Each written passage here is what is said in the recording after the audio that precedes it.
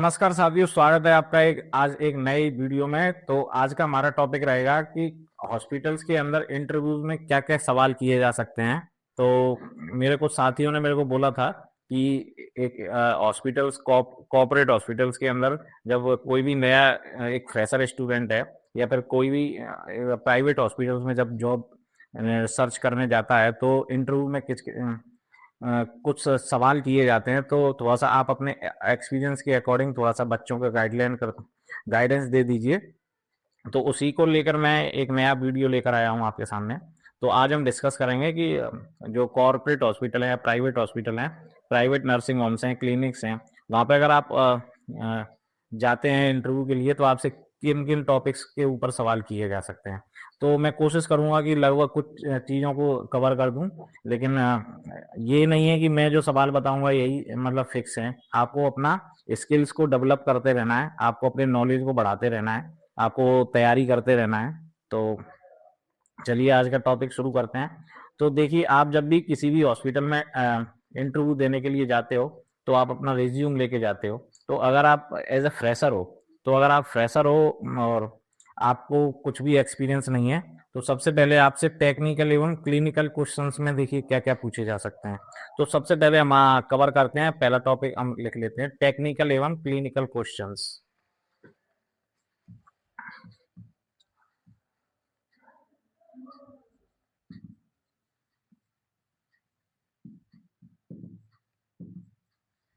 Clinical questions,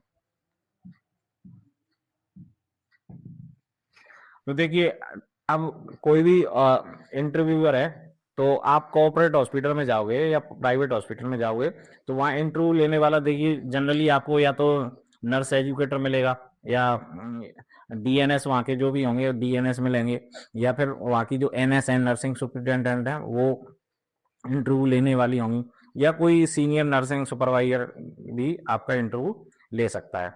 तो आपको अच्छे से प्रिपेयर होके जाना है और सारी तैयारी करके जानी है। तो और आपका जो भी फंडामेंटल ऑफ नर्स है, नर्सिंग का जो फंडामेंटल है उसको उसके बारे में आपको जरूर जानकारी कर लेनी है। तो सबसे पहले हमारा क्वेश्चन आ जाता है फंडामेंटल ऑफ नर्सिंग। तो फंडामेंटल ऑफ नर्सिंग के बारे में सबसे पहले तो आपसे क्वेश्चंस किए जाएंगे। तो फंडामेंटल ऑफ नर्सिंग में वो आपसे वाइटल साइन के बारे में पूछ सकता है, हाइपरटेंशन के बारे में पूछ सकता है, random blood sugar, normal blood sugar के बारे में पूछ सकता है, और पायरेक्सिया के बारे में पूछा जा सकता है आपसे। टेम्परेचर किन किन साइड से लिया जाता है, कितने साइड से आप टेम्परेचर ले सकते हो, पल्स कितनी साइड से चेक की जाती हैं, तो इनके बारे में पूछ सकते हैं। तो आपको इनके बारे में प्रॉपर जानकारी रहनी चाहिए। दूसरा, आपसे आईवी कैनुलाइजेशन के बारे में पूछ सकते हैं कि आईवी कैनुलाइजेशन कितने कितने कितने नंबर के आईवी कैनुलाज होते हैं, और आईवी कैनुलाइजेशन करते समय प्रोसीजर के बारे में पूछ सकते हैं आपसे।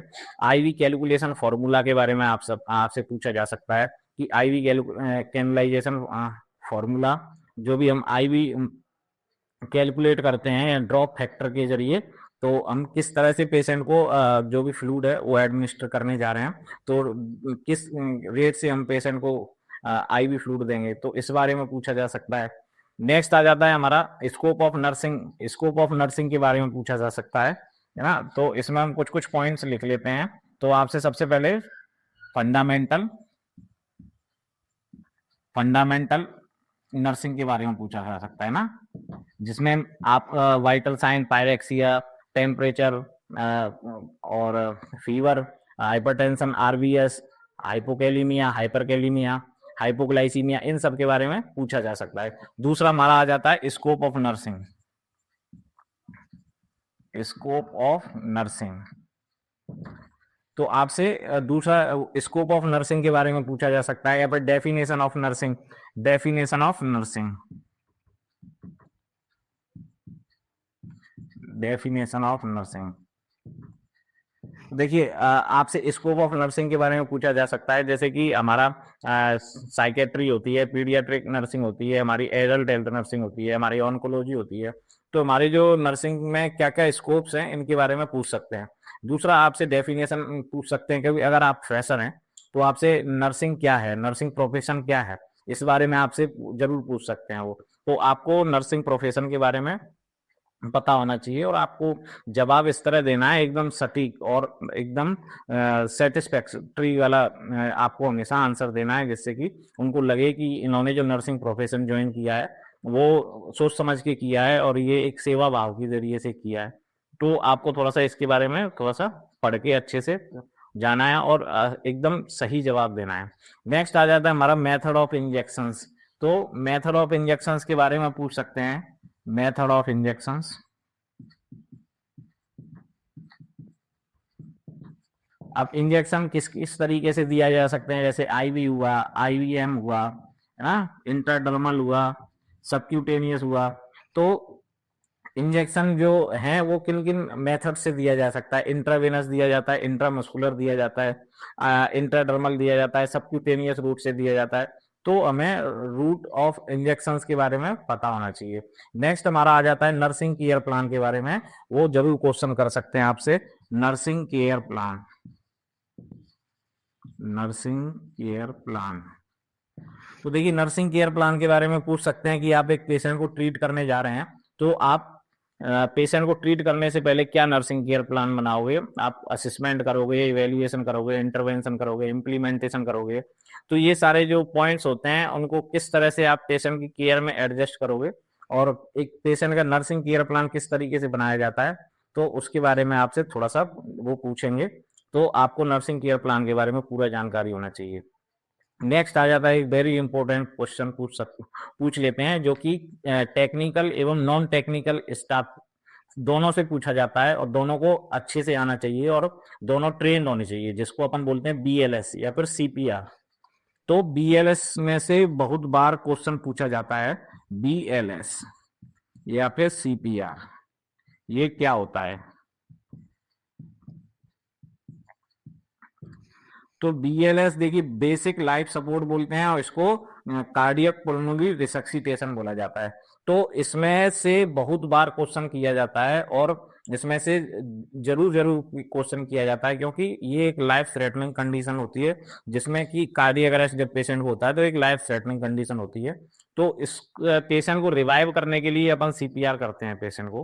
तो ये हर स्टाफ को आना चाहिए। हॉस्पिटल के अंदर जितना स्टाफ काम कर रहा है, चाहे वो टेक्निकल स्टाफ है या नॉन टेक्निकल स्टाफ है, चाहे हेल्थ केयर वर्कर है, डॉक्टर है, नर्स है, नॉन टेक्निकल जीडीएस हैं, हाउसकीपिंग है, सबको, सिक्योरिटी गार्ड्स हैं, या फिर बिलिंग से संबंधित स्टाफ है, मतलब जितने भी स्टाफ है सबको बीएलएस के बारे में जरूर पता होना चाहिए।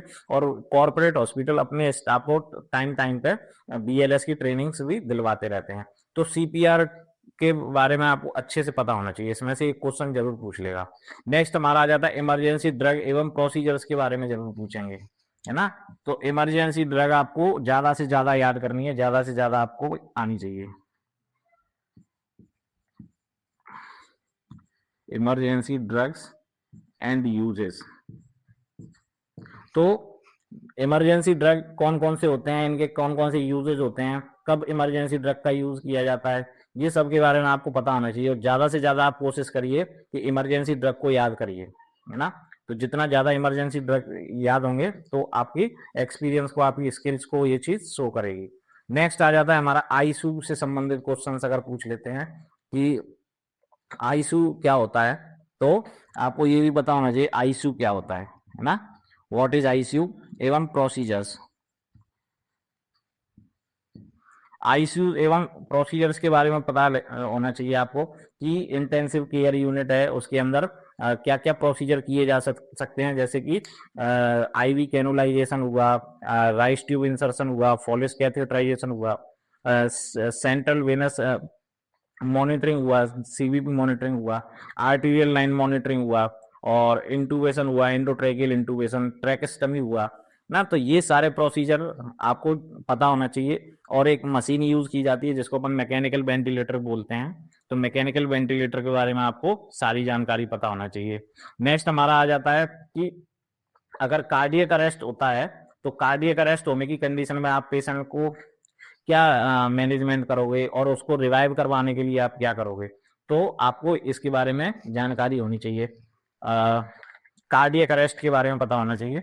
यहाँ पे लिख लेते हैं कार्डियक अरेस्ट कार्डियक अरेस्ट के बारे में पता होना चाहिए आपको, है ना। और नेक्स्ट हमारा मेडिकेशन, मैकेनिकल वेंटिलेटर के बारे में पता होना चाहिए। मैकेनिकल वेंटिलेटर, मैकेनिकल वेंटिलेटर के बारे में पता होना चाहिए। इसके क्या क्या मोड्स होते हैं, मैकेनिकल वेंटिलेटर एवं वेंटिलेटर मोड्स, इसके कितने मोड होते हैं इसके बारे में आपको पता होना चाहिए। नेक्स्ट हमारा आ जाता है शॉक क्या होता है, तो शॉक के बारे में पता होना चाहिए, शॉक एवं स्ट्रोक।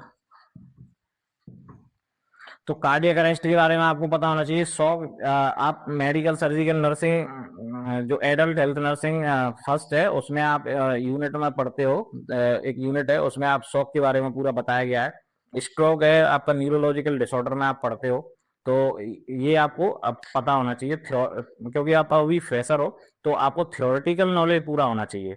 इसी में से आपको पूछा जाएगा। अगर आप एक्सपीरियंस्ड हैं तो आपका वे ऑफ इंटरव्यू चेंज हो जाएगा, तो थोड़ा सा आपसे एक्सपीरियंस वाले सवाल किए जाएंगे। नेक्स्ट आपसे इन्फेक्शन कंट्रोल में से क्वेश्चन किए जा सकते हैं, इसको हम मिटा देते हैं। इन्फेक्शन कंट्रोल रिलेटिव क्वेश्चंस आपसे पूछे जा सकते हैं, जैसे हमारा इन्फेक्शन के बारे में पूछा जा सकता है, इन्फेक्शन, या फिर निडल स्टिक इंजरी के बारे में पूछा जा सकता है, निडल स्टिक इंजरी के बारे में पूछा जा सकता है। उसका क्या प्रोटोकॉल होता है निडल स्टिक इंजरी का। अगर आपको निडल स्टिक इंजरी हो जाती है तो आप किस तरह, मैंने इसके ऊपर एक डिटेल वीडियो बनाया है मेरे यूट्यूब चैनल पे, आप जाके नीचे जाके स्क्रॉल करेंगे तो आपको निडल स्टिक इंजरी के ऊपर एक पूरा डिटेल वीडियो मिल जाएगा, तो आपको उसके बारे में पूरा पता होना चाहिए। नेक्स्ट आपसे पेशेंट केयर से संबंधित आपसे इसी में इन्फेक्शन कंट्रोल से संबंधित आपसे स्टरलाइजेशन के बारे में पूछ सकता है, फ्यूमिगेशन के बारे में पूछ सकता है। स्टरलाइजेशन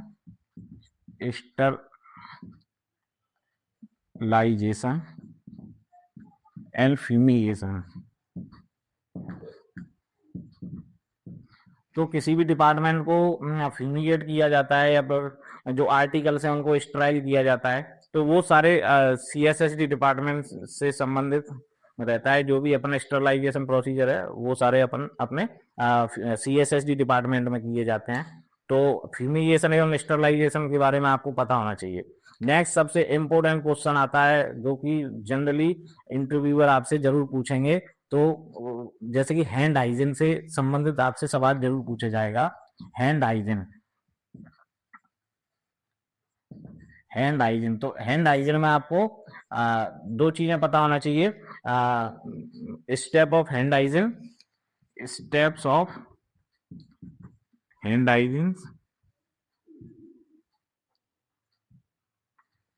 हाइजीन एवं जो अपन पेशेंट को टच करने से पहले, है ना, टच करने से पहले हैंड वॉश करते हैं, आफ्टर टचिंग हैंड वॉश करते हैं, कोई भी प्रोसीजर करने से पहले हैंड वॉश करते हैं, प्रोसीजर के बाद हैंड वॉश करते हैं, या फिर कोई फ्लूइड एक्सपोजर है उसके हो जाता है पेशेंट का, तो फ्लूइड के साथ एक्सपोजर होता है तब अपन हैंड वॉशिंग करते हैं, तो इसको अपन बोलते हैं मूवमेंट ऑफ हैंड वॉशिंग, है ना। तो मूवमेंट ऑफ हैंड वॉशिंग अपन को पता होना चाहिए, मूवमेंट ऑफ हैंड हाइजीन,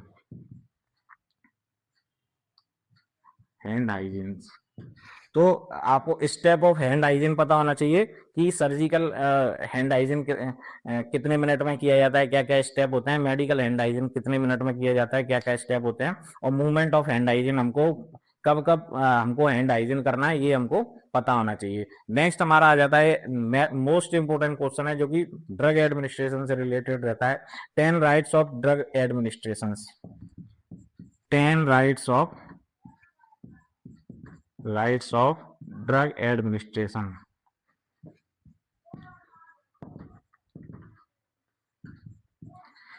इसके ऊपर मैंने एक डिटेल वीडियो बनाया है, आपको मेरे चैनल के ऊपर मिल जाएगा, गोल्डन रूल्स के नाम से बनाया है। तो ड्रग एडमिनिस्टर करने के कुछ गोल्डन रूल्स होते हैं जिसको अपन 6 गोल्डन रूल्स भी बोलते हैं, या फिर 10 राइट्स होते हैं पेशेंट के, जिनको अपन पेशेंट के ड्रग एडमिनिस्ट्रेशन करने से पहले अपन उनको फॉलो करके मेडिकेशन एरर से बच सकते हैं। है ना, पेशेंट की सेफ्टी सिक्योर कर सकते हैं। तो आपको 10 राइट्स ऑफ ड्रग एडमिनिस्ट्रेशन पता होना चाहिए एवं 6 गोल्डन रूल तो जरूर ही पता होना चाहिए। नेक्स्ट हमारा ब्लड ट्रांसफ्यूजन से सवाल कर सकते हैं इंटरव्यूअर। ब्लड ट्रांसफ्यूजन,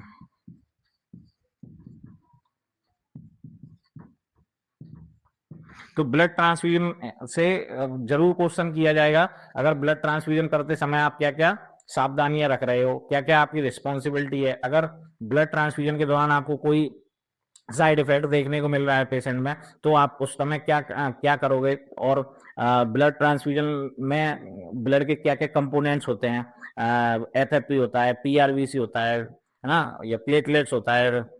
तो इसके बारे में आपको पता होना चाहिए कि कौन कौन से कंपोनेंट अपन ट्रांसफ्यूज कर सकते हैं। तो ब्लड ट्रांसफ्यूजन से आपसे सवाल किया जा सकता है। नेक्स्ट हमारा आ जाता है बायोमेडिकल इक्विपमेंट, है ना, biomedical equipment. Adult health nursing में एक यूनिट है critical care, critical care unit है। तो उसमें क्या है, आपको सारे बायोमेडिकल इक्विपमेंट के बारे में पढ़ाया गया है। तो उसमें आपको पता होना चाहिए कि हॉस्पिटल के अंदर जो एक आईसीयू रहता है उसके अंदर या फिर हॉस्पिटल के अंदर कौन कौन से इक्विपमेंट्स यूज किए जाते हैं। जैसे कि आपका कार्डियक मॉनिटर हुआ, मैकेनिकल वेंटिलेटर हुआ, सिरिंज पंप हुआ, डीवीटी पंप हुआ, हॉस्पिटल बेड हुए, है ना, और सिरिंज पंप हुए, इन्फ्यूजन पंप हुए, सीपेप हुआ, बाईपेप हुआ, तो पल्स ऑक्सीमेट्री हुआ। तो ये कुछ इक्विपमेंट्स हैं, है ना, कार्डियक टेबल भी आ जाता है, आईवी स्टैंड आ जाता है। तो ये सारे बायोमेडिकल इक्विपमेंट होते हैं। तो इनके बारे में आपको पता होना चाहिए एवं इनको किस तरह ऑपरेट किया जाता है। तो बायोमेडिकल इक्विपमेंट एवं ऑपरेशन, और ऑपरेशन, ये ओटी वाला ऑपरेशन नहीं है। जो बायोमेडिकल इक्विपमेंट है उनके बारे में पता होना चाहिए एवं उनको किस तरह से रन किया जाता है, किस तरह से ऑपरेट किया जाता है, तो ये आपको पता होना चाहिए। नेक्स्ट क्वेश्चन किया जा सकता है आपसे बायोमेडिकल वेस्ट मैनेजमेंट के ऊपर। बायोमेडिकल वेस्ट मैनेजमेंट, तो इसके ऊपर बीएमडब्ल्यू के ऊपर भी मैंने एक डिटेल वीडियो बनाया है, मेरे चैनल पे आपको मिल जाएगा, आप जाइए और वहां पे जाके देख सकते हैं। बायोमेडिकल वेस्ट मैनेजमेंट बहुत इंपॉर्टेंट क्वेश्चन है। इसमें से आपको गवर्नमेंट जॉब में भी मिल जाएगा कोई ना कोई क्वेश्चन, और हॉस्पिटल, कॉर्पोरेट हॉस्पिटल या प्राइवेट हॉस्पिटल में जॉब के दौरान अगर आईसीएल ने बाई चांस आपसे ले लिया इंटरव्यू, इन्फेक्शन कंट्रोल नर्स रहती हैं, उन्होंने ले लिया, तो वो तो आपसे infection, sterilization, fumigation, biomedical waste management, इन्हीं से संबंधित सारे सवाल करेंगे। तो आप पूरी तरह प्रिपेयर होके जाइए। अब नेक्स्ट लास्ट आ जाता है कि कोई स्पेशल डिजीज, कोई स्पेशल कंडीशन, स्पेशल कंडीशन आपको बता देंगे तो उसमें क्या क्या मेडिकेशन दिए जाते हैं। जैसे कि स्पेशल कंडीशन में जैसे कि फीवर हुआ, हाइपरटेंशन हुआ, हाइपरटेंशन, हाइपोग्लाइसीमिया,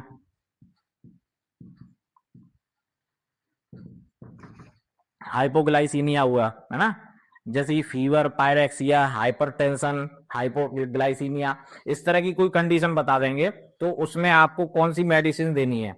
या फिर वॉमिटिंग, नोजिया वॉमिटिंग हुआ, उसमें आपको किस तरह कौन सी मेडिसिन देनी है। तो आपसे ड्रग्स के बारे में भी पूछ सकते हैं, तो आपको थोड़ा सा ड्रग्स के बारे में भी पता होना चाहिए, मेडिसिन के बारे में पता होना चाहिए। तो ये कुछ जनरल क्वेश्चंस थे जो कि एक प्राइवेट हॉस्पिटल में आप जब इंटरव्यू देने जाते हो तो आपसे पूछे जा सकते हैं। तो आपको तैयार होके जाना है, अपने नॉलेज को इम्प्रूव करते रहना है। और इंटरव्यूअर क्या है कि आप जब भी जाते हो इंटरव्यू लेने के लिए, तो वो क्या है कि पहले से प्रिपेयर करके नहीं बैठता है कि मेरे को क्या क्या क्वेश्चंस करने हैं। वो आपसे जब कम्युनिकेशन स्टार्ट करते हैं तो कम्युनिकेशन के दौरान ही वो आपसे बात करेंगे और आपकी बातों से ही वो एक क्वेश्चन निकालेंगे, है ना। तो आपको हमेशा थोड़ा सदा हुआ और सटीक जवाब देना है, कोशिश करना है, जिसके बारे में नॉलेज है उसी चीज को आपको बताना है। और मेरी सलाह यही रहेगी कि आपको कम से कम शब्दों में अपनी बातों को कहना है, क्योंकि आप अगर बात को लंबा खींचोगे तो वो आपकी बातों के अंदर से ही क्वेश्चन निकालेंगे, क्योंकि उनके पास ऑलरेडी कोई प्रिपेयर पहले से क्वेश्चन पेपर नहीं रखा हुआ है। वो आपसे कम्युनिकेशन के दौरान ही आपकी बातों से ही क्वेश्चन प्रिपेयर करते हैं। तो अब आ जाते हैं अपन, मान लीजिए आप एक्सपीरियंस हैं, ये तो हमारा फ्रेशर कोई स्टूडेंट है, वो अगर इंटरव्यू देने के लिए जा रहा है तो उसके अकॉर्डिंग हमने ये कुछ क्वेश्चंस बताए थे जो कि हमारा क्लिनिकली क्वेश्चंस थे। अब एक्सपीरियंस एवं बिहेवियरल क्वेश्चन पूछे जाएंगे। अगर आपने बोल दिया कि मेरे को एक्सपीरियंस है तो एक एक्सपीरियंस नर्सिंग स्टाफ से क्या क्या क्वेश्चंस किए जा सकते हैं, अपन इसके बारे में पढ़ लेते हैं। तो हमारा फर्स्ट था टेक्निकल एवं क्लिनिकल क्वेश्चंस थे, है ना। तो टेक्निकल एवं क्लिनिकल क्वेश्चंस हमने पढ़ लिए। नेक्स्ट हमारा 2 नंबर पे आ जाता है हमारा एक्सपीरियंस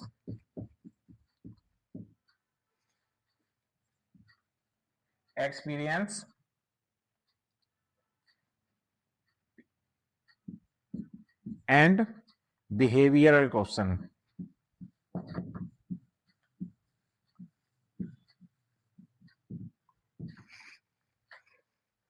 तो एक्सपीरियंस एवं बिहेवियरल क्वेश्चन में क्या हो जाता है कि ये एक एक्सपीरियंस हेल्थ वर्कर या स्टाफ नर्स से ही पूछे जा सकते हैं। इसमें क्या है कि जो इंटरव्यूअर हैं वो क्या है कि आपकी टीम लीडरशिप को देखना चाह रहे हैं, आपके प्रोफेशनल बिहेवियर को देखना चाह रहे हैं, आपकी डिसीजन मेकिंग एबिलिटी को देखना चाह रहे हैं आपको परखने के लिए।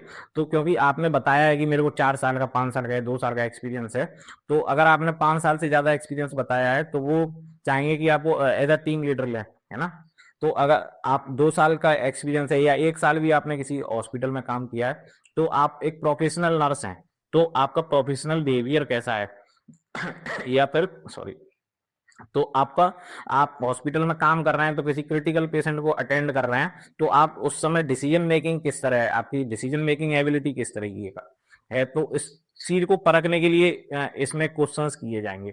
तो इसमें सबसे पहले तो वो आपसे कम्युनिकेशन करने के लिए सबसे पहले आपसे पूछेंगे वो प्रीवियस एक्सपीरियंस के बारे में बताइए, है ना। तो वो सबसे पहले आपसे प्रीवियस एक्सपीरियंस के बारे में पूछेंगे।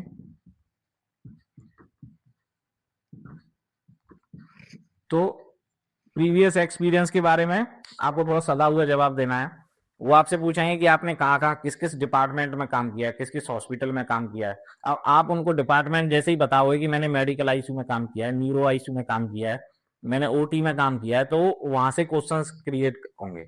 अब आपने बताया कि मैंने मेडिकल आईसीयू में काम किया है तो उनका अगला क्वेश्चन हो सकता है कि मेडिकल आईसीयू में आपके यहाँ किस किस तरह के पेशेंट्स आते थे। तो आपने बताया कि हमारे यहाँ रेस्पिरेटरी डिसऑर्डर के पेशेंट आते थे, हमारे kidney trans chronic kidney disease के पेशेंट आते थे, हमारे यहाँ इंटरनल मेडिसिन के पेशेंट आते थे मेडिकल आईसीयू में। तो फिर वो उसमें से आपसे क्वेश्चन पुटअप करेगा, उसी में से क्वेश्चन बनाएगा। तो प्रीवियस एक्सपीरियंस के बारे में आपको थोड़ा सा सदा हुआ जवाब देना है।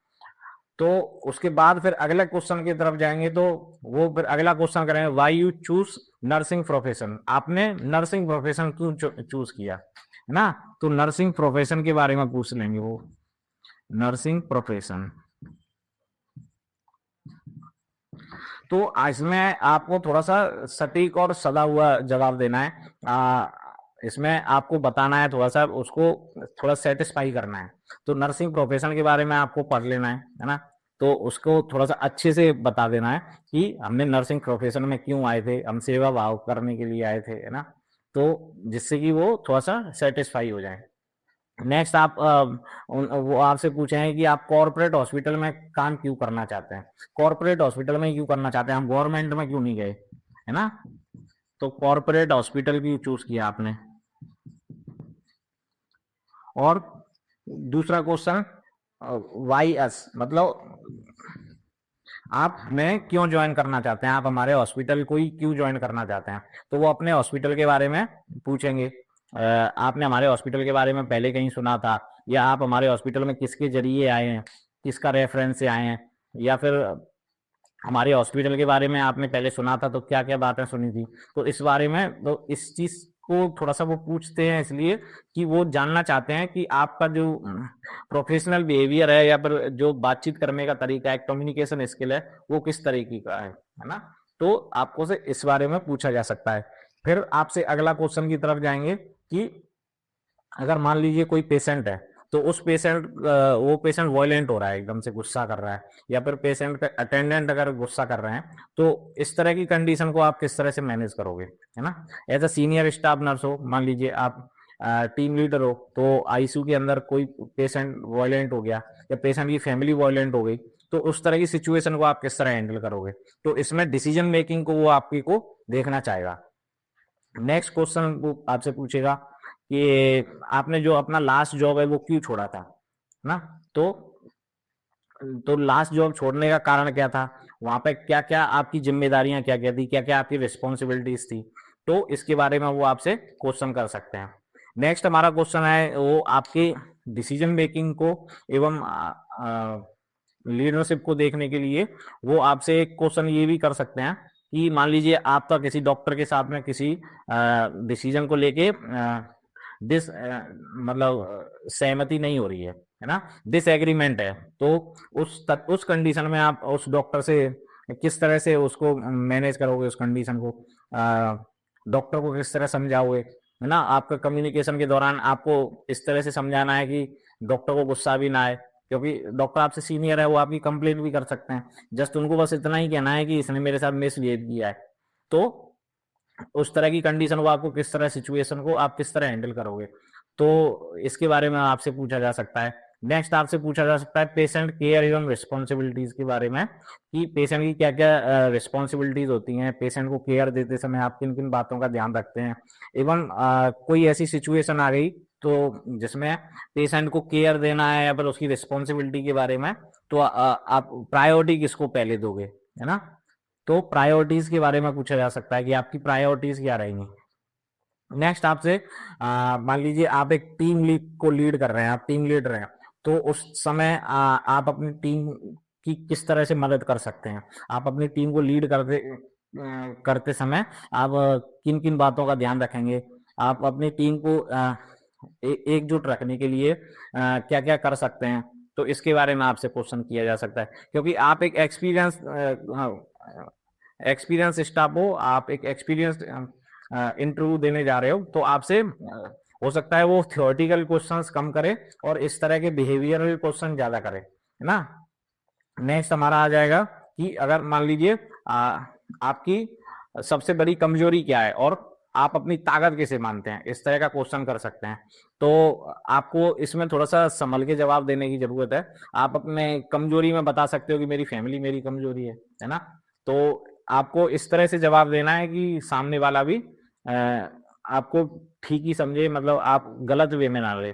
तो आप अपनी फैमिली को बता सकते हो कि मेरी फैमिली मेरी कमजोरी है ना।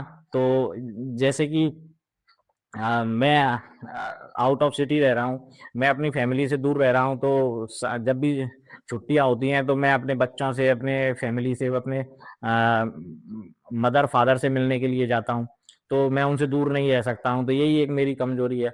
अब उन्होंने आपसे पूछा कि आपकी ताकत क्या है, तो आप अपनी ताकत के बारे में बता सकते हो कि मेरी ताकत मेरी रिस्पॉन्सिबिलिटीज को मैं समझता हूँ, मैं पंचुअल रहता हूँ, मैं अपनी जॉब को बहुत पसंद करता हूँ, मैं अपने जॉब के प्रति ऑनेस्ट हूँ, तो ये मेरी ताकत है ना।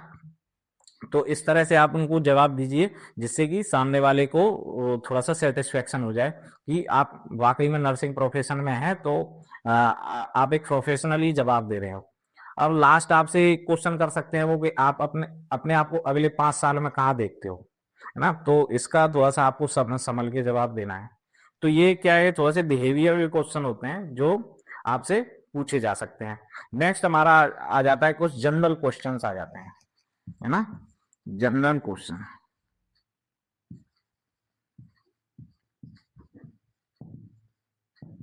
जनरल क्वेश्चन या फिर एचआर के क्वेश्चंस आ जाते हैं। मान लीजिए आपने फर्स्ट राउंड और सेकंड राउंड क्लियर कर लिया, है ना, तो नेक्स्ट हमारा फिर एचआर से एचआर में भेजा जाता है आपको, ये उसके ऊपर जो आपका इवेल्युएशन फॉर्म होता है उस पर मार्किंग देके आपको एचआर के पास भेजा जाता है। तो एचआर आपसे कुछ जनरल क्वेश्चंस करेगा, है ना। तो उसमें एचआर आपकी कम्युनिकेशन स्किल को देखने के लिए वो आपसे सबसे पहले यही पूछेंगे कि आप अपना इंट्रोडक्शन दीजिए या अपने बारे में कुछ बताइए, तो वो आपकी कम्युनिकेशन स्किल को देख लेगा इसके बारे में, है ना। नेक्स्ट आप अपनी एजुकेशन के बारे में बताइए कि आपकी क्वालिफिकेशन क्या है, तो आपकी क्वालिफिकेशन के बारे में पूछ लेंगे। अगर उनको डॉक्यूमेंट वेरिफिकेशन करना होगा तो वो आपके डॉक्यूमेंट वेरिफिकेशन कर लेंगे। और थोड़ा सा उसको अपना कम्युनिकेशन थोड़ा सा लंबा खींचना है तो एचआर आपसे आपकी हॉबीज के बारे में पूछ सकते हैं, जिससे कि कम्युनिकेशन थोड़ा लंबा चले। तो हॉबीज आपकी क्या क्या हैं, तो आपको हॉबीज के बारे में पूछ सकते हैं। नेक्स्ट, आप हमारे हॉस्पिटल में क्यों आए, क्यों ज्वाइन करना चाहते हैं हमें, तो अपने बारे में थोड़ा सा वो पूछ सकते हैं। तो आप जब भी किसी भी कॉर्पोरेट या प्राइवेट हॉस्पिटल में जाएं तो थोड़ा उसके बारे में इंटरनेट पर पढ़ के जाएं, तो जिससे आपको हेल्प करने में, जवाब देने में थोड़ी आसानी रहेगी। और लास्ट एंड मोस्ट इंपोर्टेंट सवाल आपसे पूछा जाएगा कि आप सैलरी कितना एक्सपेक्ट कर रहे हैं। तो सैलरी एक्सपेक्टेशंस के बारे में पूछा जाएगा, या फिर आप पिछली जहाँ जॉब करते थे वहां पे कितना आपको सैलरी मिल रहा था, तो उसकी सैलरी स्लिप के बारे में पूछ लेगा।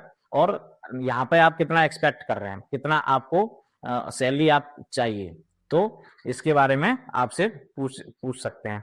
एंड लास्ट क्वेश्चन वो आपसे पूछ सकते हैं कि आप जहाँ जॉब कर रहे हैं, पिछला जॉब कर रहे हैं, वहां आपका नोटिस पीरियड कितने दिन का है। तो नोटिस पीरियड के बारे में पूछ लेगा कि आप 1 महीने का नोटिस है, या आप हमें कब ज्वाइन कर सकते हो। अगर आप कहीं जॉब नहीं कर रहे हो तो वो ये भी पूछेंगे कि आप हमें कब से ज्वाइन कर सकते हो। अगर आपका सब कुछ ठीक से जाता है, फाइनली आप सेलेक्ट हो जाते हो, तो लास्ट क्वेश्चन उनका यही रहेगा कि आप हमें कब से ज्वाइन कर रहे हो।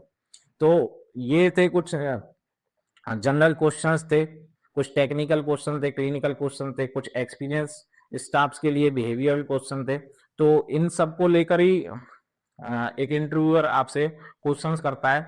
तो मेरे ख्याल से ये वीडियो आपके लिए होपफुली थोड़ा सा बेनिफिट्स देगी। तो आगे इसी तरह के वीडियोस मैं आपके लिए लेके आता रहूंगा। और अगर आपको मेरी जो वीडियो में कुछ भी इंफॉर्मेटिव लगा हो तो मेरी चैनल को थोड़ा सा सब्सक्राइब कर दीजिए, लाइक कर दीजिए, और अपने जो भी नर्सिंग प्रोफेशन में फ्रेंड्स हैं उनके साथ में मेरा वीडियो शेयर कर दीजिए। तो मिलते हैं बहुत जल्द एक नई वीडियो के साथ में। Thank you so much.